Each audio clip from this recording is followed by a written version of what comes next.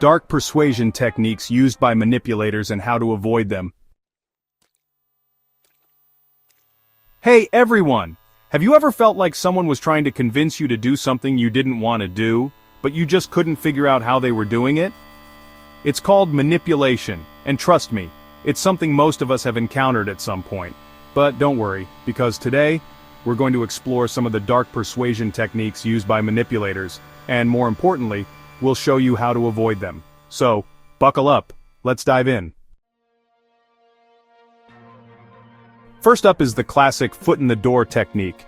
Ever had someone ask you for a small favor like, "Hey, could you just do me this one tiny thing?" Once you say yes to that small request, they hit you with something bigger, and suddenly, you feel obligated to say yes again. This is a common manipulation tactic. The trick is, once you've agreed to something small, your brain feels committed. You don't want to backtrack, so you're more likely to say yes to bigger requests. How to avoid it? Trust your gut. If someone's making multiple requests, pause and think about each one separately. Don't let a small yes snowball into something you're not comfortable with.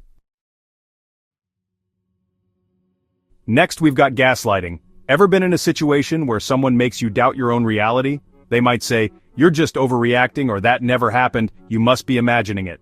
Gaslighting is a manipulative technique where the person distorts your perception of reality, making you second-guess yourself. It's insidious because it chips away at your confidence, making you question everything. So, how do you avoid it? Stay grounded in facts. If you feel confused, document the situation and talk to a trusted friend. Don't let someone twist your version of events. A tricky one that often flies under the radar is when manipulators play the victim. They'll make it seem like they're the one suffering, like they have no choice but to ask for your help. They might say things like, "If you don't help me, I don't know what I'll do," or "You're the only one who can save me." The goal here is to make you feel sorry for them, and eventually, you give in just to ease their pain. The key here is to recognize the manipulation. Be empathetic, but don't let someone guilt trip you into doing something you don't want to do. You're not responsible for solving other people's problems. Here's another one that's often used by manipulative people: emotional blackmail. This is when someone tries to make you feel responsible for their emotions, often threatening negative consequences if you don't comply. They might say, "If you don't do this for me, I'll be really upset," or "You'll make me really angry if you don't help." It's a tactic to make you feel guilty or worried about their reaction. So, how do you avoid this one?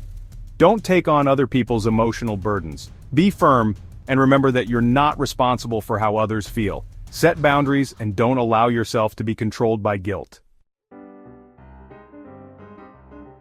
Now here's a manipulative tactic that can fly under the radar: the silent treatment. It's simple. If someone stops talking to you, it makes you feel bad, right? It's their way of punishing you for not giving them what they want. The idea is to make you chase them for their attention or approval. To avoid falling into this trap, don't chase after them. Stay calm and let the silence be on their terms. You don't need to bend over backward just to get someone's attention. Let's talk about flattery. Yes, it can be a compliment, but it can also be used as a manipulation tool. Manipulators will butter you up with excessive praise, trying to make you feel special or unique, just so they can get something out of you. They might say, "You're the smartest person I know. I need your help with this," making you feel important and then cornering you into saying yes. To avoid this one, don't fall for empty compliments. Compliments are nice, but you don't have to do anything just because someone praises you.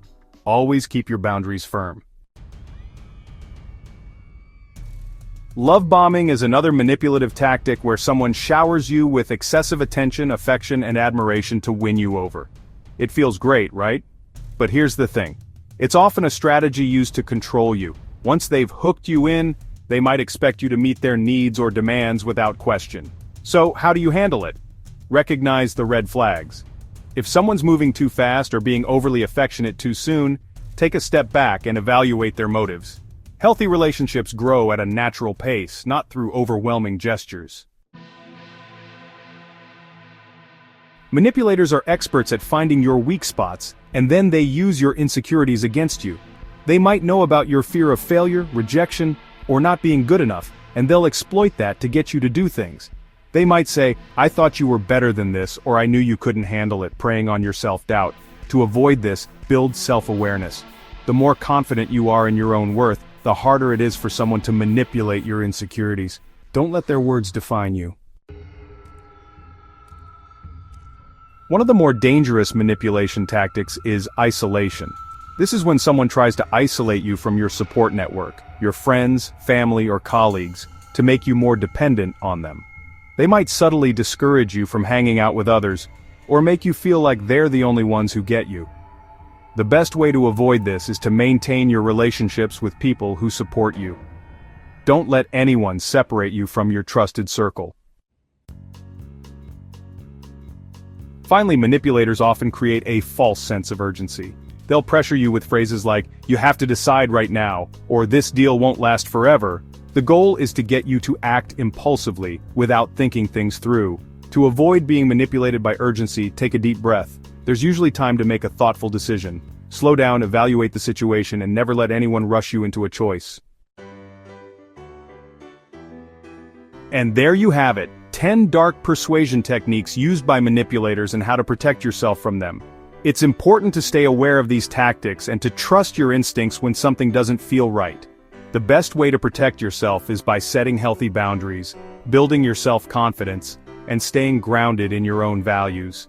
If you found this video helpful, make sure to give it a like, subscribe, and hit that notification bell so you don't miss out on more tips like these. Thanks for watching and stay sharp out there. Subscribe now.